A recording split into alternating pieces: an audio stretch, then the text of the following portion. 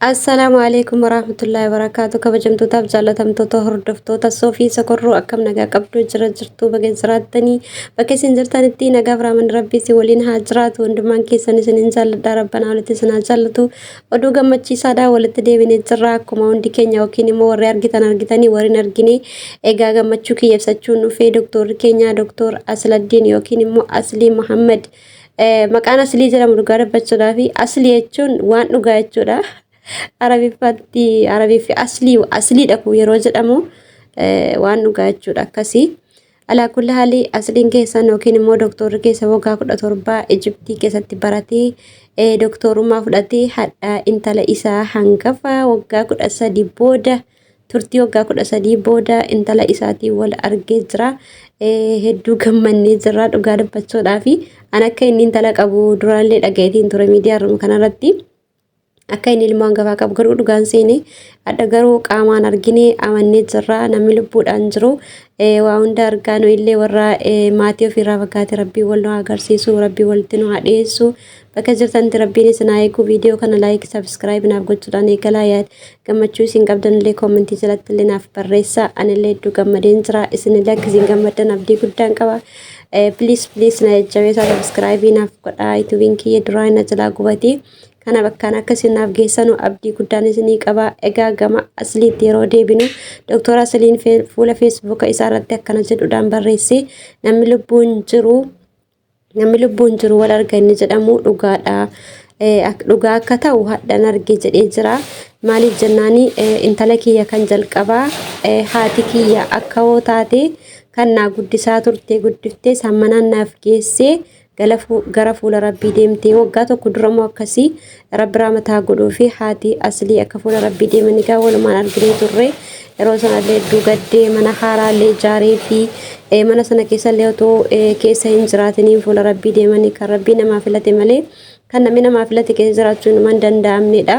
Akkasii carraa keenya rabbiin nuuf tolchuu itti gala keenya rabbiin nuuf haa bareechu isiniin jecha akkasitti gaa haati kiyya irraa gara fuula rabbii deemnaan waggaa 13 booda hadhaa gama kiyya fidadhee ijaan argee intala kiyya hedduu gammadeen jedhee jira.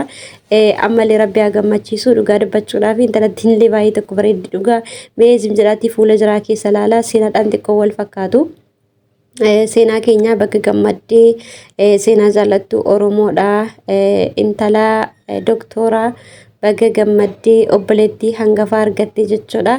Akkasuma haati seenaallee haadha shamarran lama yookiin immoo haadha ilmaan lama taate bakka gammaddeetillee akka kanatti gaa hadha gara Itoophiyaa irraa gara Ijiptii fidachuudhaan hedduu gammadanii sabsabbi jedhanii haadha faatee illee seenaan illee abbaan illee ilmoo ofii simannaadhaaf eerpoortii jiru. Eerpoortii keessatti footoon kun maxxanfame baay'ee tokko jirarraa bareedee jira. Abaaboon qabatamee seenaan immoo obboleettii si hangafaa simachuudhaaf hedduu faafinnish babbareedanii faafinnish jedhanii akkanatti dhufanii jiru. Baay'ee tokko namatti tola. Ammallee gammachuun keessan itti haa fufuu isiniin jecha akkasuma gammachuun keessan itti haa fufuu seenaallee rabbi bakkaan haa gahu ilmoo biraallee rabbiin dabalee isin haa kennu dhiirallee itti isiniif haa dabalu yaada muraada keessan isiniif haa guutuu isiniin jecha dhugaa dubbachuudhaaf hedduu gammadeetiin jira. Allah waan akkanaa yeroo fidanii mufaajaa namaan godhanii baay'ee tokko nama gammachiisaa dhugaa dubbachuufi.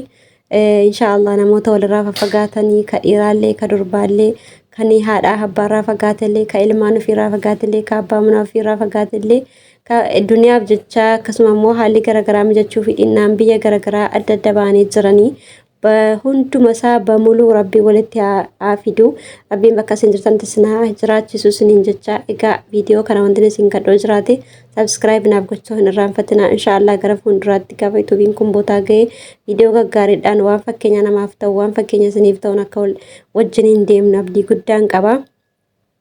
Subscribe naaf gochuu hin irraanfatinaa yoo argitanii imeeliin keessan banaa taanaa yoo subscribe gootan homaa wanti tokko wanti isinirraa hir'atu tokkollee hin jiru wanti isinii dabalullee wanti isinirraa hir'atullee hin jiru jechuudha. Kanaaf inshaallah rabbi si waliin haa jiraatu waajaa keessa rabbi haa baasu bakka isin jirtanitti rabbiin isin haa eegu. Doktora keenya gurraacha keessoo adii keenya bakka gammannee jirra gammachuun kee amma haa fufu walumaan gammannee gammadudha.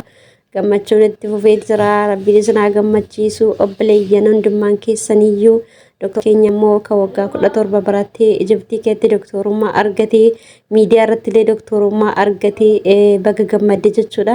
Dhugaa dubbachuuf doktorummaa kan maqaa doktora jedhu kan moggaasee fi Ummu Seenaadha. Isiituu Ummu Seenaatu doktor jettee waamtu lama achumaan maqaan isaa doktora ta'ee hafe jechuudha.